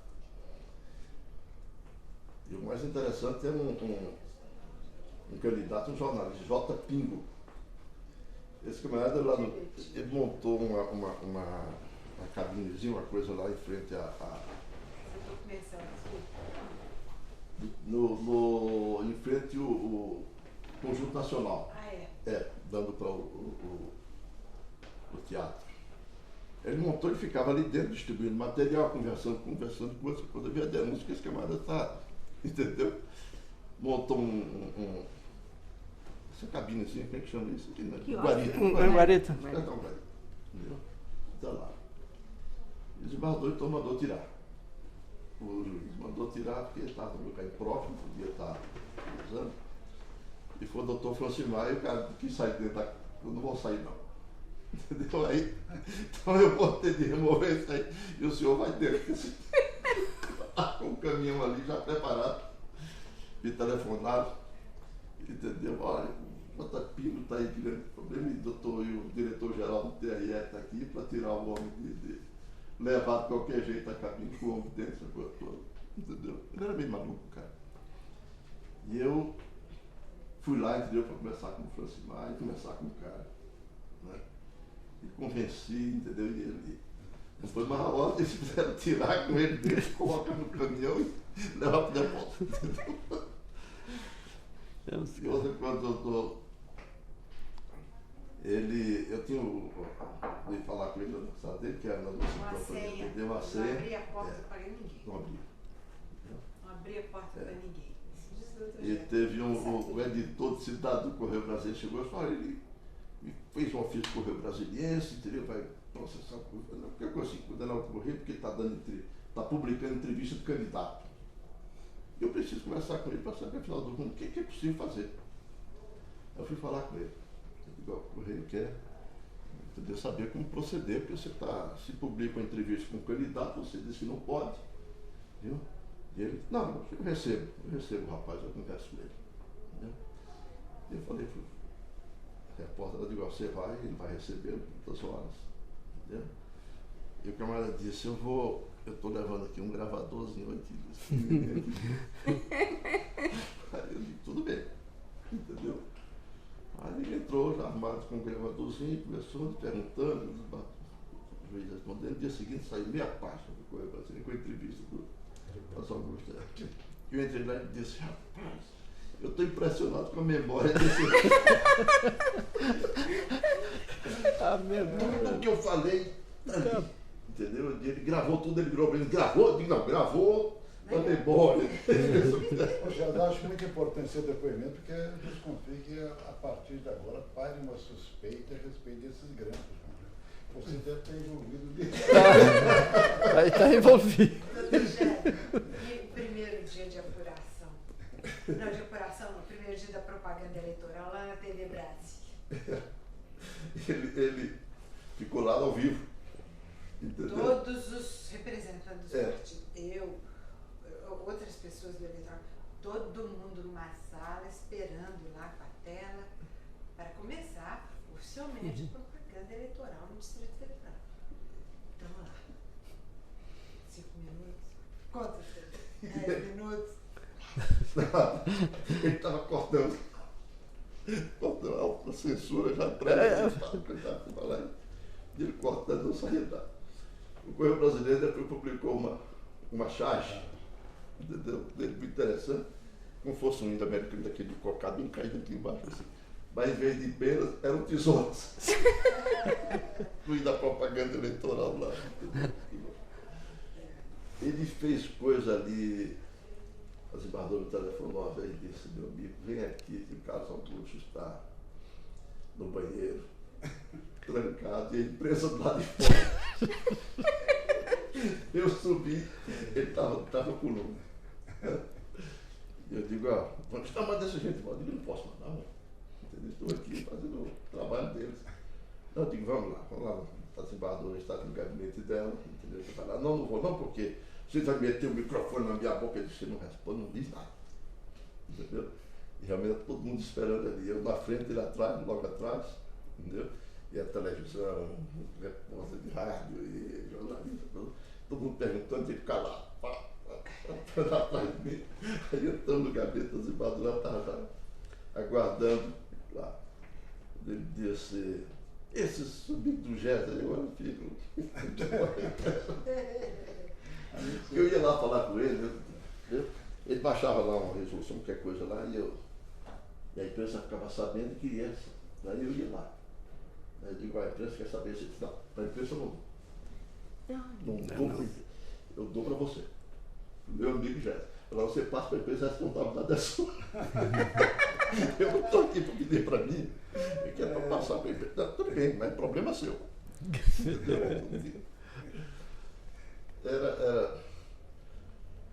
Foi muito interessante. O governador Zé Aparecido queria fazer uma festa, né, de apuração do primeiro voto. A desembargadora falou com ele, deu por telefone, mas, governador, isso é normal. É normal apurar o primeiro voto. Não, mas em Brasília, assim, então ele queria fazer uma festa política daquilo ali, né, fazer o faturamento dele. Aí nós fomos lá, o desembargador, fomos falar com ele tinha saído, nós somos do Dr. Gui de Almeida, né? Muito tempo lá, terminamos, ele não tinha voltado, nós viemos. O desembargador tinha uma entrevista da televisão, estava dando, coisa assim que ela terminou, tinha um telefonema do ministro Neves da Silveira, que tinha chegado do Rio Grande do Sul, sabia como é que estavam correndo as coisas, a eleição aqui. Aí falou, está tudo bem, diz tudo paz, aí, só tem um problema. O governador Zé Aparecido quer fazer uma festa aqui na apuração. Aí ele disse, não tem problema não, vamos fazer, eu vou. O senhor vem? Tudo bem. Aí você falou, convida os candidatos do partido, todo mundo então para ir, porque aí a presença do ministro vai diluir. Né? Dilui. Torna oficial, torna justiça eleitoral. Né? Porque o Zé Aparecido, ele era muito diplomata, muito respeitoso. Ele nos deu tudo que podia. Foi. Ainda além, os funcionários, né, doutor Jéssica? Se não fosse o desembargador Sermiquiaro, se não fosse o Zé Aparecido e os nossos juízes nas comissões, nós não tínhamos eleição. Verba não chegava. Né? Quando nós, afinal, ouvimos dizer que a verba né, eleitorais, a Clabin já não tinha mais papelão, já não existia mais papelão no Brasil para poder vender as cabines eleitorais. Então, telefonema para Minas Gerais, era diretor-geral, um colega meu lá, nos mandou 5.000 cabines, resolveu a situação. Então, se não fosse a boa vontade do governo, além do que podia tudo, e os nossos juízes nas comissões, tínhamos nada. Às vezes na véspera, quase da eleição, entendeu? O juiz pedindo aposentadoria, foi o caso do Júlio Oliveira, o embaixador marcou encontro todos eles lá no CERP, né, para receber a orientação de lá, e que é o CERP que fez a totalização. Aí chegou o doutor Júlio e disse, eu encaminhei meu pedido de aposentadoria. Ele era complicado. Ele disse, mas como? O senhor é presidente de uma junta? Eu falei, estou lhe avisando exatamente por isso, como é que vai fazer. Eu digo, não. Ele até para o desembargador, eu digo, o doutor Júlio encaminhou. Tinha uma outra reunião do CERP, 2 ou 3 dias depois. Entendeu? O desembargador, bom, tudo bem, ele encaminhou. Né? Aí ele chegou lá. Na reunião, eu digo, como é que é? Ele disse, não, eu fui lá na imprensa e retirei lá a portaria de aposentar, fiquei em casa pensando o que é que eu vou fazer, aposentar, não me programei. Ótimo, então tá bom. Ainda ficou aí anos. Foi, desembargador. Do eleitoral aqui, eu participei de um episódio, porque foi na eleição no Acre. E eles criaram a justiça do Acre, mas não criaram a justiça eleitoral. Então o Acre ficou eleitoralmente subordinado ao Distrito Federal. E eles me pediram, então, procura de um juiz que tivesse a experiência de presidir eleições, e me chamaram lá. Eu fui conversar, então, com o presidente eleitoral, que era o Mário Dante Guerreiro, e com o presidente do Tribunal do Acre. Eu cheguei lá, ouvi a conversa deles, o presidente do Tribunal Eleitoral, aqui, o desembargador Daniel, falou assim, eu não tenho nada a ver com o Acre. Grande. Você que tem que resolver o problema. O presidente do Tribunal do Acre. E eu que não tenho nada com a eleitoral, porque eu não tenho competência eleitoral. Aí eu ouvi aquela conversa assim, e eu que vou presidir? Estou diante de 2 irresponsáveis. Pode decidir, mas eles vão anular essa eleição aqui, porque o juiz é incompetente. Nenhum respaldo, né? Parece-me que eles resolveram o problema, atribuir a competência depois a um juiz lá do Acre e fizeram a eleição. Mas eu fiquei assim admirado de ver a irresponsabilidade, porque alguém tinha que assumir. Aí eu falei, vamos. Existe. O juizado no Acre, nos territórios, é um negócio muito sério. Muito complicado. Aqueles governadores que eram militares, né, eles então exigiam ali do juiz, como se o juiz fosse subordinado, dentro de determinadas coisas, o juiz cumprisse. E teve um que se desentendeu com o governador e viajou. Quando ele voltou, entendeu? O governador estava no pé da escada do avião. Disse, o senhor aqui não desembarca. Entendeu? E o juiz teve que voltar, entendeu? Ele prosseguiu viagem. Aí ele veio a Brasília, procurou o desembargador Auler, disse, e o senhor, o que é que o senhor fez? Por que o senhor não prendeu o governador?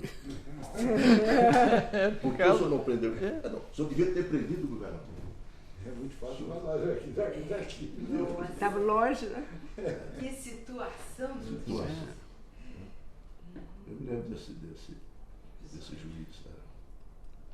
A eleição sempre vinha para cá, para ser. A apuração era aqui, né? Eu lembro que em 60 o papai fez a apuração aqui.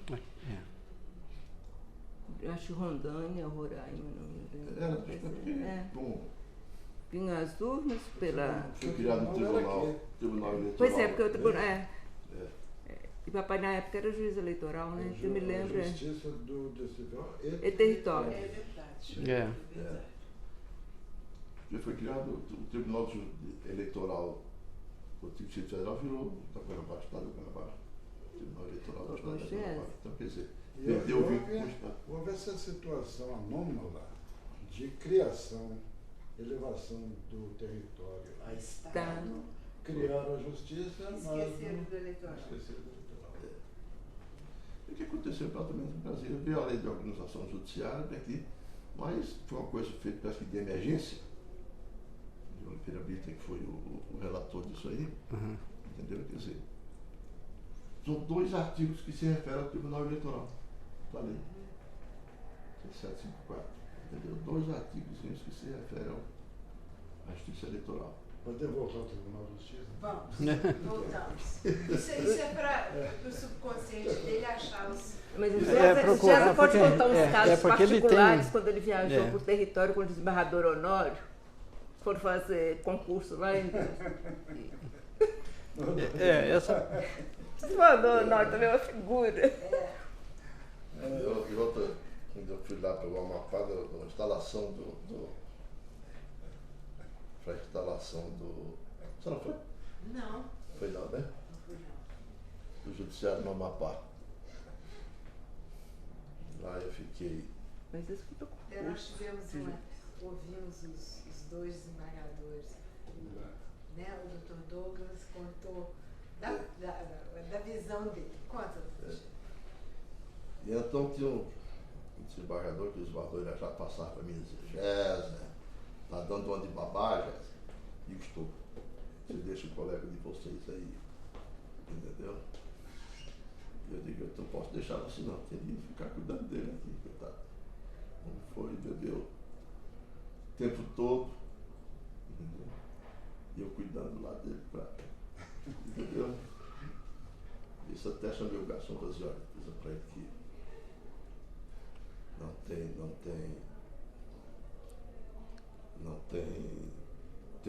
tem saideira não, acabou. Entendeu? Ele disse, mas que é isso? Que bar é esse? Ele que acabou, não tem mais o isso. Não tem. Entendeu? Não é que Clarindo não, era um funcionário que tinha aqui, que ele, esqueci o nome dele. Ele foi para lá, também foi ajudar. E ele ficou no hotel, daqui a pouco ele ia com esse desembargador e viu o ministro Edson Vidigal. E ele quis. Desembargador, o senhor conhece o ministro Edson Vidigal?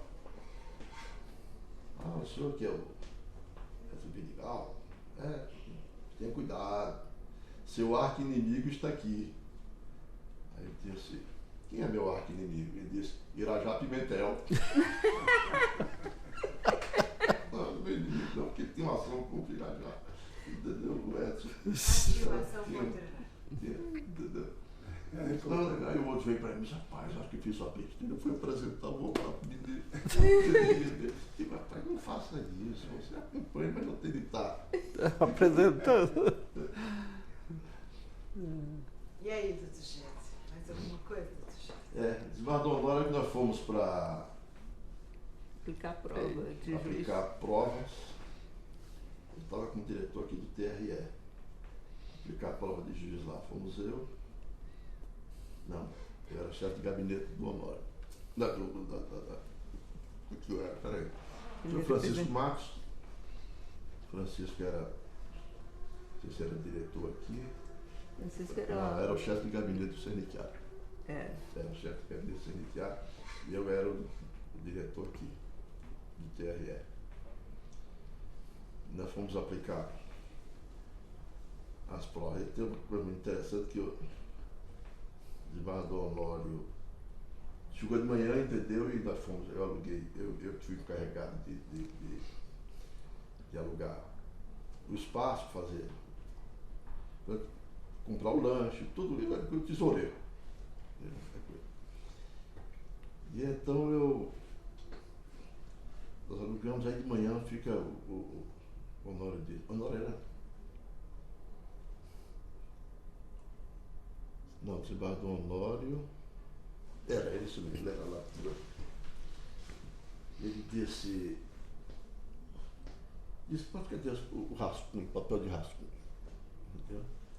Aí Francisco disse, mas eu trouxe. Não, mas cadê? Não estou encontrando. E não encontrava. Eu peguei um táxi, saí. Ver se eu encontrava uma livraria, uma papelaria para comprar esse rascunho. Entendeu? O concurso atrasou um tempo e não encontrava papelaria. Aqui só tinha coisa para importação lá em Manaus. Até que consegui. Entendeu? Encontrei, comprei a resma.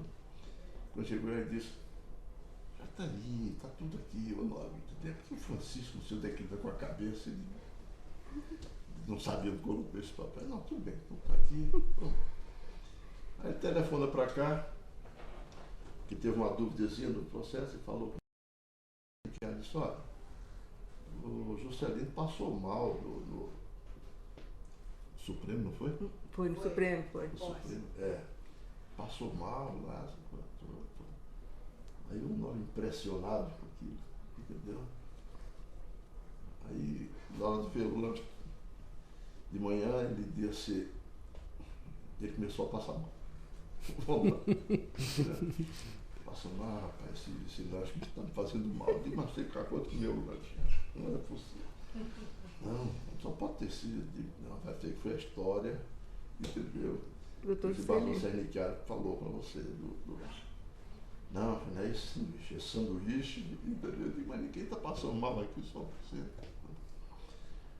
Aí ele ficou ali, ele disse, me arranja um fotógrafo. Aí eu saí atrás de um fotógrafo. Ele queria tirar fotografia lá de cada candidato lá. Ele viu uns 20. Ajudou lá para o território, né? E tirava fotografia, tirando fotografia. Dia seguinte, o homem chegou lá de manhã com um álbum bonito, fotografia. Eles têm dinheiro para pagar, não tem não. Não tem não? Eu digo, não. Eu quero pagar lanche, pagar essas coisas, táxi, essas despesas enormes, como é que eu vou pagar? Eu vou cobrando, entendeu? Aí ele disse, tem um jeito? Eu digo, não tem jeito. Aí ele disse, você paga. E eu lá no tribunal, vou no Tribunal de Justiça, eu falo com o Roberto Campos saber se tem condição de pagar esse álbum. O tribunal. Logo com o Roberto. Logo com o Roberto. O desembargador trouxe um álbum aí, ele pagou lá para o camarada.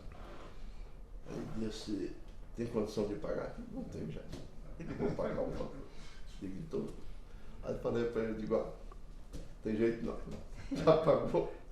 Fica com ele e disse, então vamos dividir.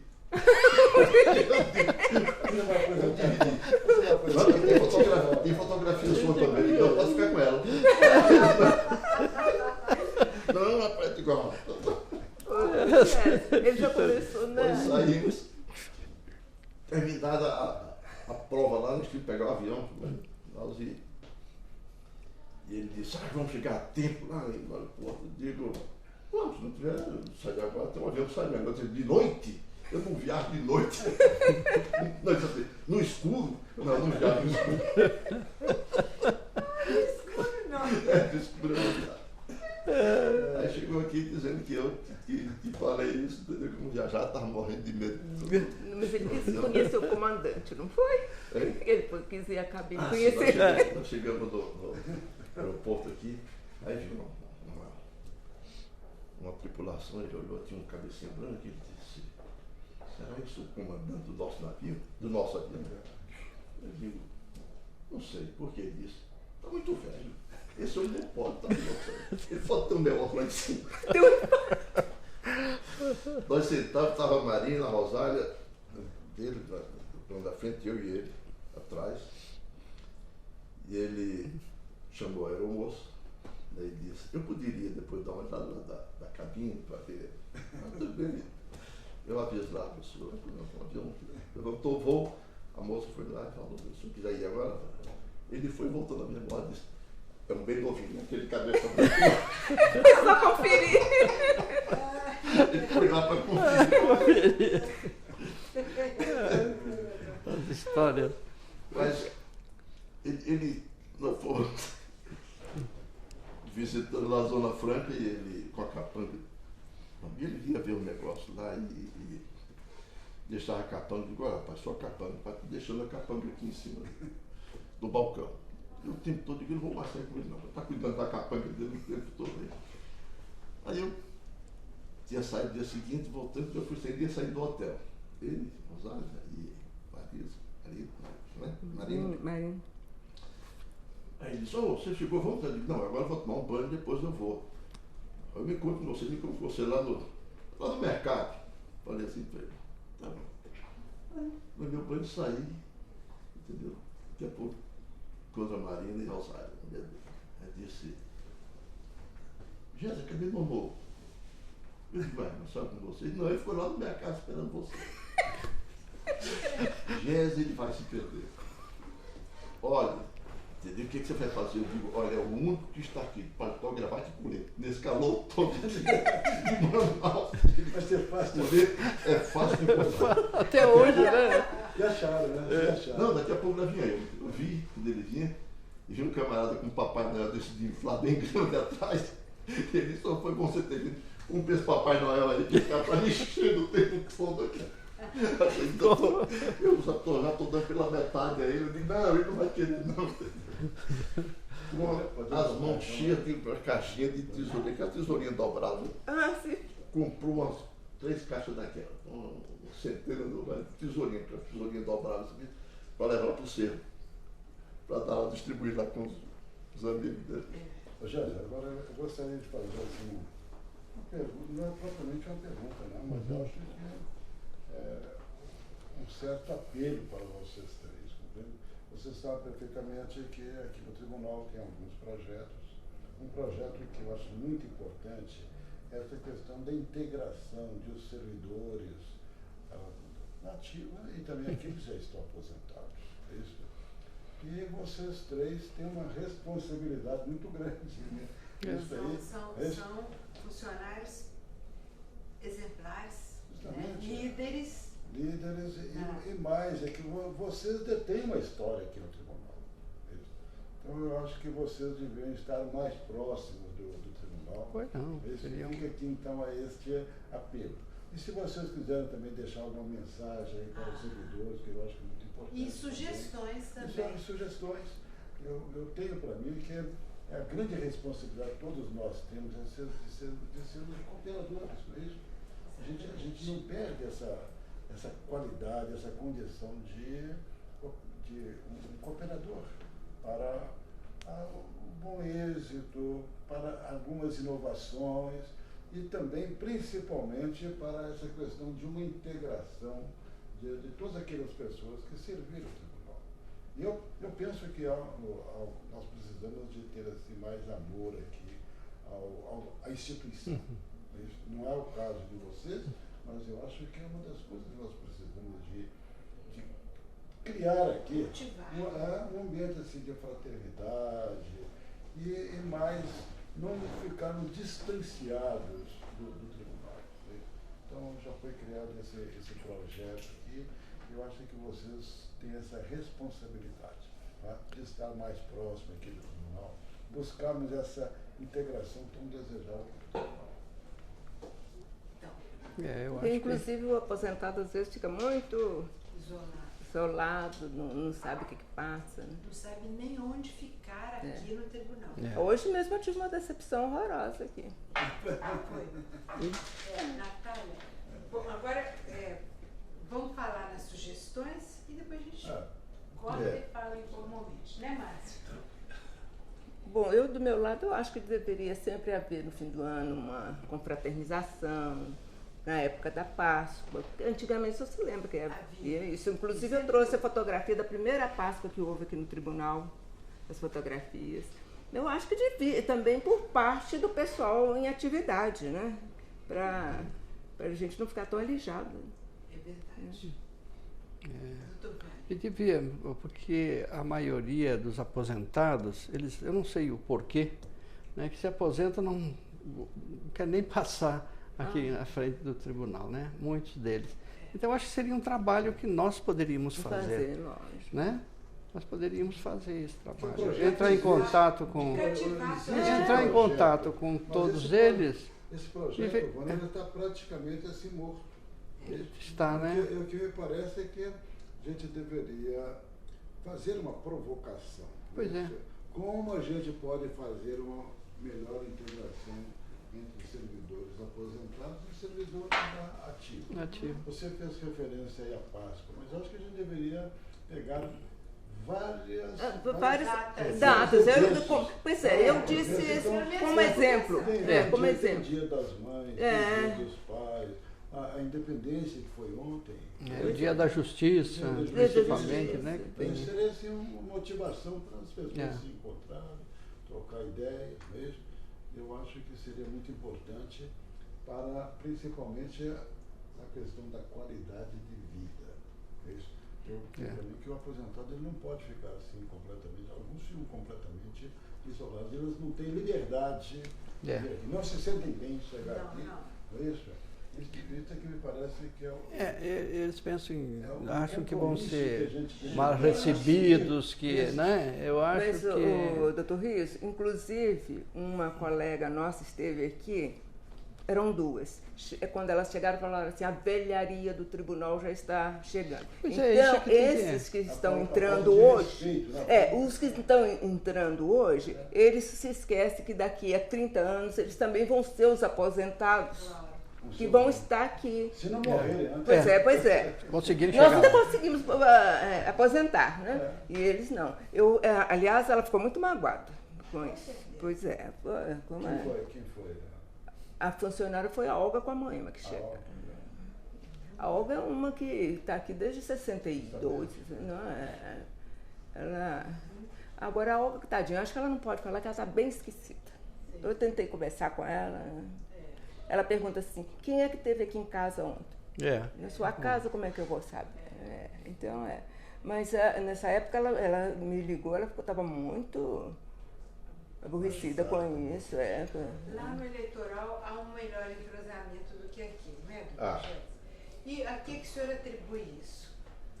E como poderia ser feito aqui o que está sendo feito no eleitoral? Eu noto que no eleitoral, as poucas vezes que eu vou, eu noto assim muita fraternidade, muito acolhimento.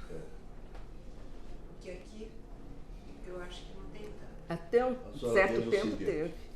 Quando até por sugestão nossa, minha, do doutor Ricardo, quando foi criada a medalha lá do Tribunal Eleitoral, eu fiquei encarregado de ver a questão dos servidores para serem condecorados, agraciados com a medalha. E eu fiz um levantamento de todos eles, pedi a relação dos aposentados de todos, entendeu? E nós incluímos aposentados, vários aposentados, para receber, entender, chegar, puxa, lembraram de mim, essa coisa toda, né? O que dificilmente ocorre aqui, não ocorre no Tribunal de Justiça, mas não tanto assim como no eleitoral, quer dizer, essa integração que foi feita.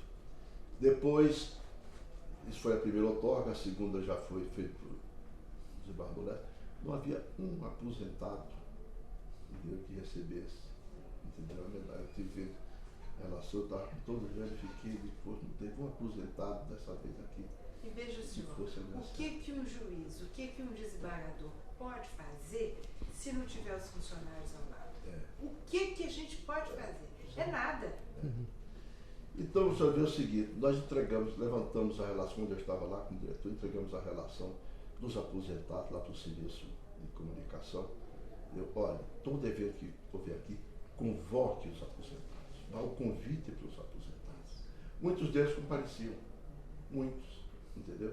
Eu vi o doutor Falcão, que é muito arredio, entendeu? Mas já vi lá o João e vários outros compareciam lá, quer dizer, isso o desembargador Eduardo me chamou uma vez, quando ele era corregedor, e me disse, olha, Jéssica, eu estou querendo fazer um trabalho aqui, nós fazemos a integração, né, dos magistrados que se aposentam e aqui não vêm, entendeu?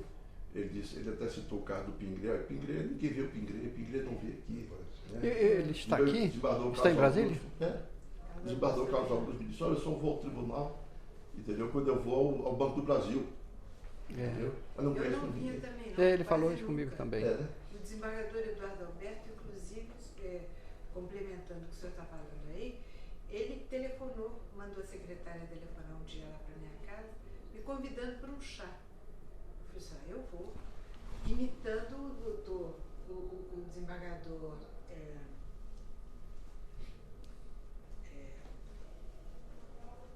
irmão do doutor Bernardino, Oswaldo. Oswaldo. Doutor Oswaldo, estavam conversando, eu preciso ter convite e tudo. Aí alguém falou assim, pois é, que eu conversei com o Oswaldo virou para mim e falou assim, se eu for convidado, eu vou. Quer dizer, até para os desembargadores há esse problema. Se eu for convidado, eu vou. Como realmente veio aqui no Dia da Memória, não foi? Nós tínhamos um colega aqui, o Kleber, trabalhou até pouco tempo, ele era genro do Dr. Miranda Lima. Eu acho que pode cortar. Ele... Não é, doutor Chefe? Aí ele... Gente, muito obrigada, viu, mãe?